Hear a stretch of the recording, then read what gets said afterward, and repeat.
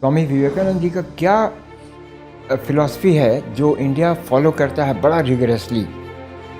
जो current world order है और उसके जो चैलेंजेस हैं, क्या आप बता सकते हैं? अम्बेडकर जी को आप बड़ा अपने लाइफ में मानते हैं आइडियल, तो ऐसी उनकी क्या चार क्वालिटीज़ हैं जो आपको अच्छी लगी, जिनकी वजह से आप उनको पसंद करते हैं?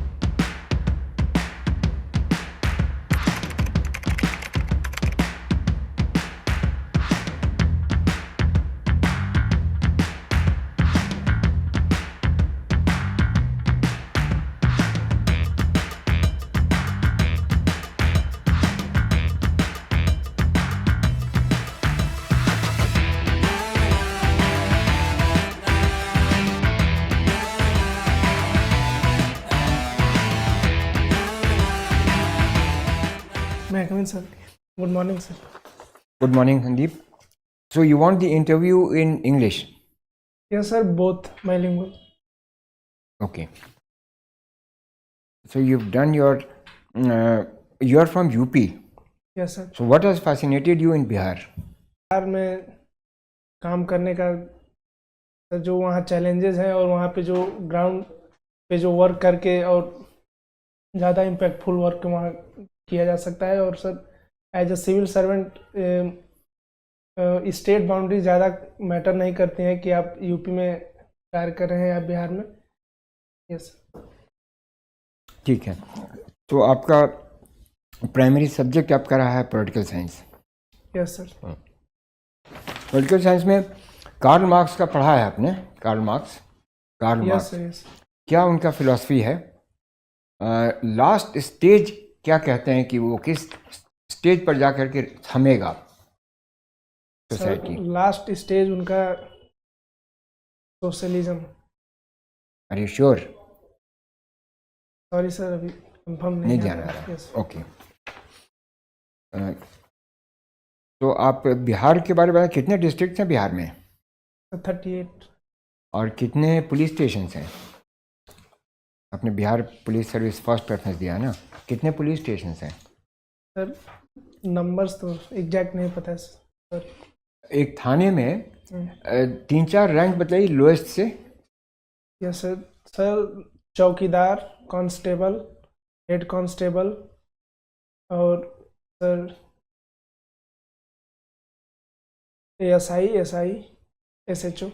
तो कितने साल में तकरीबन ये बीपीएससी के कैंडिडेट्स होते हैं, तकरीबन कितने साल में उनको आईपीएस मिल जाता है? सर अगर प्रॉपर अगर फॉलो टाइम के हिसाब से फॉलो हो तो लगभग 10 से 12 साल, यहाँ तक मुझे पता है सर। 10-12 साल में। यस। बिहार में के 1-2 फोक डांसेस का नाम बताइए। Folk dances. यस, जैसे डोमकच एक है और सर एक झिंझिया करके ऐसा झिंझिया। सुना है सर। रामधारी सिंह दिनकर जी का 1-2 कोई उनका कविता का नाम बताइए। सर रामधारी सिंह दिनकर जी की सबसे फेमस तो वो उनकी रचना उर्वशी, और सर यही मुझे याद आ रहा है अभी। उनका सबसे पॉपुलर और सबसे जिसके लिए उनको अवार्ड मिला था वो तो रश्मि रथी था, रश्मि रथी उर्वशी। जिसमें उनको साहित्य अकादमी अवार्ड भी मिला था। यस। अच्छा, हिंदू कॉलेज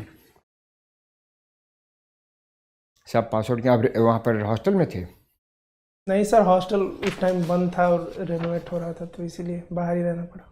स्वामी विवेकानंद जी का मेरा आखिरी प्रश्न ये होगा, स्वामी विवेकानंद जी का क्या फिलॉसफी है जो इंडिया फॉलो करता है बड़ा रिगरसली?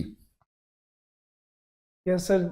सर उनका जो मेन फिलॉसफी है जो इंडिया फॉलो करता है वो ये कि जो हमारे पुराने जो वैल्यू सिस्टम है और मॉडर्नाइजेशन एक साथ लेके उसको चलना, ट्रेडिशनलिज्म और मॉडर्निज्म को साथ में रख के चलना। हम लोग ऐसा करते हैं सर बहुत सारे मामलों जैसे कल्चरल चीज़ों को और जो मॉडर्न वर्ल्ड में चल रही है, या वेस्ट और ईस्ट की जो एक ब्रिज के रूप में दोनों को कनेक्ट करके चलना। अच्छा, आखिरी ये मैं एक पूछूंगा, आपने मेडिटेशन दिया है आपके, उसमें योगा क्यों नहीं आपने लिखा? मेडिटेशन आपने सिर्फ आप कपालभाति और अनुलोम विलोम करते हैं, बाकी सब उसके प्रैक्टिसेस नहीं करते हैं। इसलिए आपने मेडिटेशन लिखा है। Yes sir. बाकी सब उसके प्रैक्टिसेस आप नहीं करते हैं, नहीं आसन सर, वगैरह आप नहीं करते हैं। मतलब उसको मैंने सीखा नहीं है तो इसीलिए मैं प्रैक्टिस नहीं करता हूँ इससे क्या लाभ होता है आपको? सर। इससे जैसे मैं सुबह में करता हूँ तो मुझे पूरे दिन मतलब माइंड फ्रेश और रिलैक्स फील होता है और स्ट्रेस रिलीफ में भी आराम मिलता है सर। पढ़ते टाइम भी कंसंट्रेशन बना फायदा रहता होता है। है। Sandeep, yes sir. आपने अपने स्ट्रेंथ्स में ऑनेस्टी एंड इंटीग्रिटी लिखा है, दोनों के बीच में डिफरेंस क्या होता है? Yes sir. सर ऑनेस्टी और इंटेग्रिटी तो इंटरचेंजेबली यूज होते हैं, लेकिन थोड़ा सा डिफरेंस है। जैसे ऑनेस्टी एक लेमन टर्म में हम लोग यूज करते हैं और इंटेग्रिटी के साथ सर वो ट्रूथफुलनेस और सर अपने कार्य के प्रति जो सत्यनिष्ठा होती है वो जुड़ जाता है। तो वो ट्रूथफुलनेस में नहीं आता है। इंटेग्रिटी हाँ, सर आता है, उसमें समाहित है इंटीग्रिटी में। समाहित। आपने पॉलिटिकल साइंस पढ़ा है। Yes sir. जो करंट वर्ल्ड ऑर्डर है हम्म। और उसके जो चैलेंजेस हैं, क्या आप बता सकते हैं? Yes sir. अभी जो रिसेंट डेवलपमेंट्स को देखते हुए जो एक ऑर्डर बेस्ड वर्ल्ड ऑर्डर होना चाहिए, जैसे वो अभी सर उथल पुथल के दौर से गुजर रहा है। जैसे हमने वेनेजुएला में देखा कि एक चुनी हुई सरकार को यूएस ने हटा दिया और फिर से सर जैसे बहुत सारे ऐसे कदम उठाए जा रहे हैं यूएस के द्वारा, जिससे वर्ल्ड ऑर्डर में सर थोड़ी डिस्टरबेंस क्रिएट हुई है और जिससे एक इसमें प्रश्न नया चिन्ह भी क्या खड़ा है? हुआ है। हमने जो यूएस को अभी करते हुए देखा है, ये कोई नई चीज़ तो नहीं है, ये यूएस हमेशा से करता आया है। तो आज हम इस उथल पुथल की बात क्यों कर रहे हैं? सर आज के समय में अगर देखा जाए तो जो नई चीज़ मुझे लग रही है कि सर जो मल्टीलैटरल इंस्टीट्यूशंस हैं उनका कहीं ना कहीं अंडरमाइन हो रहा है, उनका जो पावर है जो उनका सेव होना चाहिए वर्ल्ड ऑर्डर में। ये तो पहले भी हो चुका है ना, चाहे आप यूएन की बात करें, चाहे आप दूसरे ऑर्गेनाइजेशंस की बात करें जैसे WTO, तो ये पहले भी हो चुका है। नया क्या है? सर नया ये है कि सर बहुत सारे ऐसे जो पावर सेंटर्स उभर रहे हैं उनको, वो भी अपना जो आसपास की जो कंट्रीज हैं उनको अगर वो लोग इंटरफेयर करते हैं मामलों में, तो कोई ऐसा ऑर्डर नहीं है जो उनको बोल पाए कि हाँ ये नहीं करना है। जैसे चाइना भी ताइवान और हांगकांग और ये सब को लेके एग्रेसिव रुख अपना सकता है। आपको क्या लगता है, इससे फ़ायदा इंडिया को होगा या इंडिया को नुकसान होगा? सर ये जो करंट वर्ल्ड ऑर्डर है, जो चेंजेस हम इस वर्ल्ड ऑर्डर में देख रहे हैं, इससे क्या हमें फ़ायदा है या हमें नुकसान है? सर दोनों तरीके से इसको देखा जा सकता है। जैसे कि हमने अपना डिपेंडेंस डाइवर्सिफाई किया है, जैसे बहुत सारे कंट्रीज और ब्लॉक्स के साथ हमने ट्रेड डील साइन किए हैं और सर इससे भारत को तो फ़ायदा होगा ही। और जैसे डी-डॉलराइजेशन की हम लोग बात कर रहे हैं, ब्रिक्स और ये सब मिल के साथ कंट्रीज के साथ मिल के, और सर इसमें नुकसान भी है एक तरीके से। क्या है सर वो जैसे नुकसान? यूएस के साथ जो हम लोग अभी इंटरिम ट्रेड डील अभी जो अनाउंस नहीं हुआ है, लेकिन जो भी बातें उससे निकल के सामने आ रही हैं उससे कहीं ना कहीं भारत के ऊपर तो एक। ठीक है, मेरा लास्ट क्वेश्चन आपसे ये है कि आपने पोस्ट ग्रेजुएशन पॉलिटिकल साइंस में किया और वो भी दिल्ली यूनिवर्सिटी जैसे रेप्यूटेड इंस्टीट्यूशंस को, आपने एकेडमिक्स परस्यू क्यों नहीं किया? यस सर, मैंने सर अभी 2025 में ही पोस्ट ग्रेजुएशन पास किया, तो उसके बाद मैंने नेट का भी एग्ज़ाम दिया है।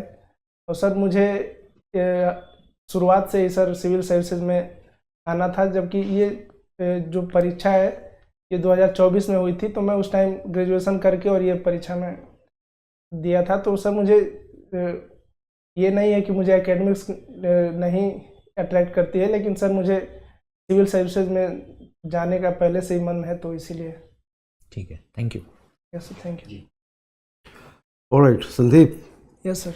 आप अपना रूटीन बताएं बड़ा ब्रीफली, 4 लाइनों में। सर सुबह तो 6-7 बजे जगने के बाद, फिर सोने के बाद मैं लाइब्रेरी जाता हूँ, और उसके बाद दोपहर में लंच करके फिर से लाइब्रेरी में ही रहता हूँ, और फिर शाम को मैं रूम पे जाता हूँ, और फिर डिनर करने के बाद मैं। और ऐसी कौन सी एक्टिविटी है जिसको आप मिस नहीं करते हैं? Sorry sir? ऐसी कौन सी एक्टिविटी है जिसको आप रोज मिस नहीं करते? सर जैसे डेली मैं योगा करता हूँ। ओके, और ठीक है। यस अभी योगा में और मेडिटेशन। योगा तो पूरा अष्टांग होता है। Yes sir, meditation. आपने लिखा है मेडिटेशन, और Yes. सिर्फ बताया है आपने कि आप खाली प्राणायाम वगैरह करते हैं, अनुलोम वगैरह। तो यस सर, यही 2 मुझे ये अच्छे से आते नहीं, हैं। फिर उसको हम क्या मेडिटेशन बोल सकते हैं? Yes sir, meditation. नहीं, मेडिटेशन कैसे बोल सकते हैं? मेडिटेशन तो एक पार्ट है योगा का।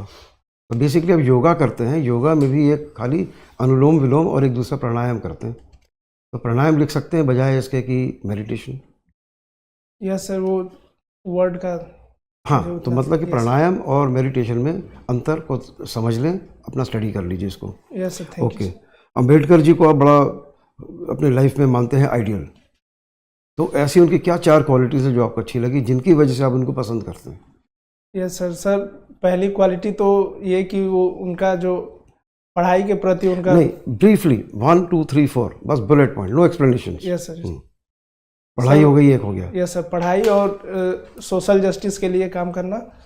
फिर उनका जो वुमेन के लिए वुमेन्स राइट और लेबर राइट के लिए उनका जो मूवमेंट है, और सर जो कास्टलेस सोसाइटी और इस सब एनिहिलेशन ऑफ कास्ट की बात करते हैं। तो आपको इनमें से सबसे अच्छी क्वालिटी कौन सी लगी जो आप अपनी लाइफ में अडॉप्ट करना चाहते हैं सर या इसमें कर चुके हैं? सर पहली अच्छी लगी, उनके पढ़ाई के प्रति उनकी जो लगाव है। ओके, ठीक है, राइट। अच्छा, अभी बांग्लादेश में कुछ चेंजेस आए हैं। Mister Tariq Rahman swearing in ceremony हुई है और प्राइम मिनिस्टर बने। Yes sir. Transfer of power हुआ है।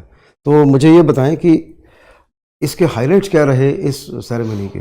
4 पॉइंट बता दीजिए। सर इस सेरेमनी में सर इंडिया से जो डेलीगेट्स गए थे उनका नेतृत्व श्री ओम बिरला जी ने किया, और सर वहाँ ओम बिरला जी ने, और दूसरे कौन थे?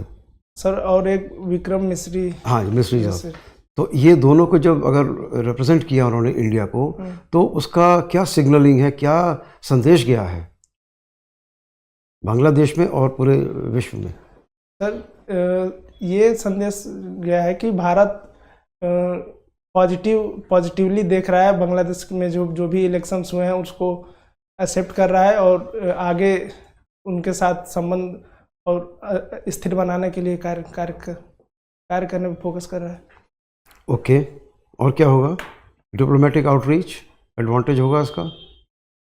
यस सर, इसका एडवांटेज होगा क्योंकि श्री ओम बिरला जी ने उनको इनवाइट भी किया है, तारिक रहमान को, कि आप इंडिया आए और बातचीत हो और मसलों पे भी। यस। इससे क्या होगा? साउथ एशिया में इसका एडवांटेज क्या होगा बांग्लादेश की, और अगर इंडिया की रिलेशनशिप में इम्प्रूवमेंट होती है? Yes sir. थोड़ा सा बीच में एलिनेशन आया था, इम्प्रूवमेंट होगी तो क्या फ़ायदा होगा? सर इससे फ़ायदा ये होगा कि जो हम लोग का अभी ट्रेड और कनेक्टिविटी का इशू है, जैसे हम लोग लैंड पोर्ट से ट्रेड भी बंद कर चुके हैं इस बांग्लादेश के साथ, तो वो शुरू होगा। और फिर sir security. What about anti India sentiment in Bangladesh, उसमें क्या इफेक्ट आएगा? और सर, जो रिटोरिक्स चल रहे हैं, कम्युनल के रिटोरिक्स हैं, उसका क्या फ़र्क पड़ेगा? सर इसमें भी कमी आ सकती है, क्योंकि अगर साथ मिलकर काम करेंगे तो इसमें भी कमी आएगी, माइनॉरिटीज़ का प्रोटेक्शन भी हो सकेगा, और फिर से एंटी इंडिया जो सेंटिमेंट्स वहाँ के ज़्यादातर जेनजीज में देखा जा रहा है वो भी कहीं ना कहीं न्यूट्रलाइज होगा सर। Okay. अगर साथ में आते हैं। Right, thank you.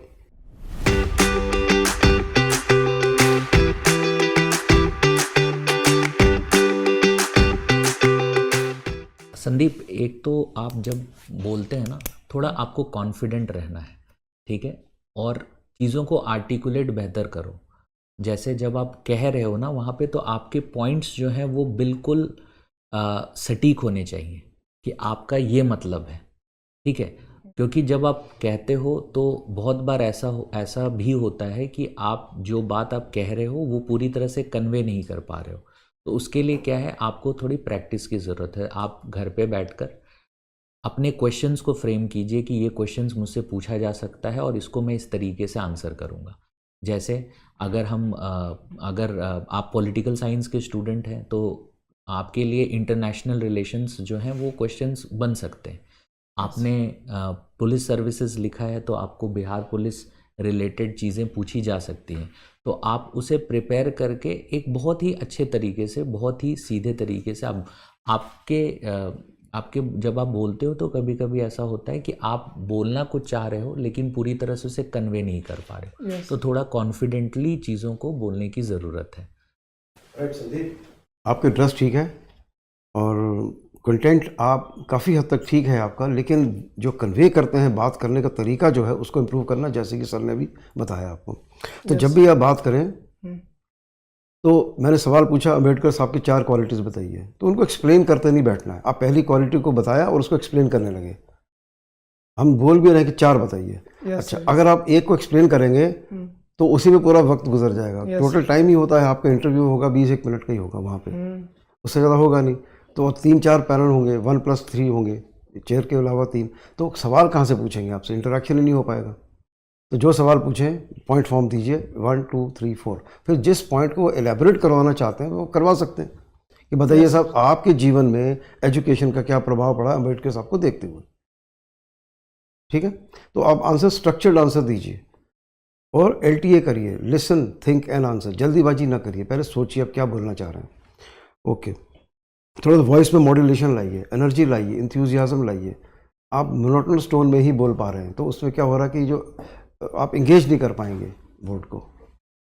और सॉरी सर बोलने की ज़रूरत नहीं है, सबको हर चीज़ नहीं मालूम होती है, तो कॉन्फिडेंस लूज़ नहीं करना। अगर कुछ नहीं आता तो सिंपली कह दीजिए सर इसके बारे में पढ़ लूँगा, समझ लूँगा, जान लूँगा, फिलहाल I am not aware. Okay, entry को थोड़ा सा और कॉन्फिडेंट करिए, बड़ा डिफिडेंट सा, धीरे धीरे घबराए हुए से अंदर आए। अब इंटरव्यू में घबराहट होती है, मैं मानता हूँ, लेकिन आप आइए, कॉन्फिडेंस से आइए, वही पूछेंगे जो आपसे नॉर्मल आपको मालूम है। और अगर कुछ नहीं मालूम है कह दीजिए कि सर आई एम स्टडी। और बिहार रिलेटेड ज़्यादा क्वेश्चंस होंगे आपके, ज़्यादा फोकस होगा बिहार रिलेटेड पे, crime, law and order, education, literacy rate, your agriculture, ये सब चीज़ों पे ज़्यादा बातचीत होगी। तैयार करके चले जाइए। यस सर, ये सबको हाँ, specially police related and crime related आपके लिए ज़्यादा होगा। ओके, ठीक है, थैंक यू। संदीप, 2-3 चीज़ें। ओवरऑल आपका परफॉर्मेंस ठीक है। फर्स्ट क्वेश्चन मैंने जो पूछा उसका मैंने इंग्लिश में पूछा क्योंकि आपने यहाँ इंडिकेट किया है इंग्लिश, लेकिन आप इसका उत्तर हिंदी में देने लगे पहला ही प्रश्न में। That is all right. What I am saying कि जब आपने यहाँ दिया है तो आप प्रिज्यूम हम कर रहे हैं कि इंग्लिश नहीं भी तो कम से कम बाइलिंगुअल, जिस प्रश्न को हम आपको इंग्लिश में पूछ रहे हैं आपके प्रेफर्ड मीडियम में, उसका आप उत्तर हिंदी में दे रहे हैं। ठीक है ना, वो ज़रा ध्यान रखना होगा आपको। हिंदी में वहाँ मीडियम सर नहीं फील होता है, तो इसीलिए तो आपने इंग्लिश में जब ये प्रेफरेंस लिखा है और हम आपसे पूछ ही रहे हैं इंग्लिश में, तो आप इंग्लिश में जवाब देंगे ना, जब पूछा ही जा रहा है। Yes sir, yes sir. अगर आपने हिंदी कहा होता तो हम समझ रहे हैं ठीक है, हमने इंग्लिश में पूछ भी दिया तो आप हिंदी में जवाब देंगे। आप इंग्लिश में चाह रहे हैं आपका इंटरव्यू हो, मैं आपसे इंग्लिश में प्रश्न पूछ रहा हूँ, उसका उत्तर आप हिंदी में दे रहे हैं। थोड़ा कॉन्शियस रहिएगा उस पर। अच्छा, दूसरा, आपका अपना सब्जेक्ट कार्ल मार्क्स, उसके बारे में थोड़ा पढ़ लीजिएगा। यूपी के बारे में मैंने पूछा बिहार से, तो 2-3 चीज़ें अच्छी जो पॉजिटिव हैं, कल्चरल बाइलिंगुअल, कल्चरल इंटीग्रेशन, वहाँ के डांस फॉर्म्स, वहाँ का जो फोक म्यूज़िक है यूपी से बिहार से बहुत मिलता है, वो सब चीज़ों को उजागर कीजिए। लगे ना कि आप दोनों जगहों को कंपेयर करके आप पर्सपेक्टिव में देख रहे हैं उसको। ठीक है ना, यूपी बिहार का वो आपको दोनों मेंबर्स ने आपको पॉइंट आउट किया। टेम्पलेटिंग कीजिए, कोई प्रश्न पूछा जाए उसका 2 या 3 पॉइंट्स का पहले उत्तर दीजिए। जहां हम चाहेंगे आपको इलेबोरेट करना, हम कहेंगे कि अच्छा इसके बारे में आप क्या कहना चाहें, लेकिन अदरवाइज आपको नहीं, हम एक्सपेक्ट कर रहे हैं कि आप लंबा उसका उत्तर दें। 10 मिनट का इंटरव्यू है, 12 मिनट का इंटरव्यू है। आपसे 1-2 और प्रश्न जो पूछे जा सकते हैं। आपसे योगा का क्वेश्चन पूछा गया, उस पर ज़रा ध्यान दीजिएगा। पिताजी आपके फार्मर हैं, तो क्या एग्रीकल्चरल प्रैक्टिसेस यूपी और बिहार में क्या अंतर है? ये आपको ज़रा सा जानना होगा। कॉटन सॉइल वगैरह कहाँ पे हैं। अभी रेज किया है गवर्नमेंट ने उसका प्राइसेस शुगर केन का यस सर, 15 से 30 रुपए रेंज किया। पर क्विंटल कर दिया Yes, है। एक तो ये किया है, दूसरा उसमें बजटरी एलोकेशंस काफ़ी हो गए हैं कि फार्मर्स को वेट नहीं करना पड़े अपने उसके लिए। यस सर, नई शुगर मिल्स भी 25 हाँ अनाउंस हुए हैं। और जो बंद हैं शुगर मिल्स उनके बारे में क्या उनको भी किया जा रहा है चालू वो, करना। हाँ तो एक क्योंकि फार्मर वाला और क्या प्राइमरी प्रोडक्ट्स हैं आपके डिस्ट्रिक्ट में ये जानिएगा, ठीक यस है सर, ना। यस सर, जिसमें क्या ground discharge of water general पढ़ लीजिएगा क्योंकि फार्मर आपने लिखा है तो इसीलिए हो सकता है इससे आपसे प्रश्न पूछा जाए, ठीक है ना। But otherwise your performance is good. Police station का आपको सर ने बताया और पुलिस स्टेशन के बारे में जानना आपको नंबर एक फिगर, क्योंकि आप यूपी से हैं इसलिए आपसे ग्रिलिंग होगा बिहार के स्टेटिस्टिक्स पे हो सकता है, ठीक है ना, आपका अवेयरनेस जाने के लिए। ठीक है, थैंक यू सर मुझे हाँ, बस पूछिए, यही पूछिए। एक प्रॉब्लम हो रही है क्या? कि जैसे जो मैं चीज़ें जानता हूँ उसको भी अच्छे से तो वो आपको बड़ा अच्छा हिंट आपको दिया गया ना कि आपसे प्रश्न पूछा जाए तो पहले आप उसको उसको क्वेश्चन पॉइंट में को अरेंज करके और हाँ एक्सप्लेनेशन, विचार ओवर जैसा- एक्सप्लेनेशन नहीं करना। बेचार 2-4 सेकंड बेशक आप रुक जाइए, सोच लीजिए कि क्या आप उत्तर देने जा रहे हैं और ये पर्याप्त है या नहीं। क्यों आप तुरंत आंसर देने लग रहे हैं तब आप सोच रहे हैं कि अब हमको क्या बोलना चाहिए, उससे वो कन्फ्यूजन हो जा रहा है। यस और जो अगर आप पॉइंट में देना भी चाहते हैं तो ऑर्डर ऑफ प्रेसिडेंस भी दीजिए, जो आपको सबसे अच्छी क्वालिटी लगी है पहले उसकी बात करिए, है ना। यस तो ऐसे सोचेंगे तो अच्छी तरह बता सकते। LTA इसीलिए बोला गया था, listen think and answer, structure करके आंसर करिए, है ना। यस ठीक। ठीक है, thank you. Thank you, sir.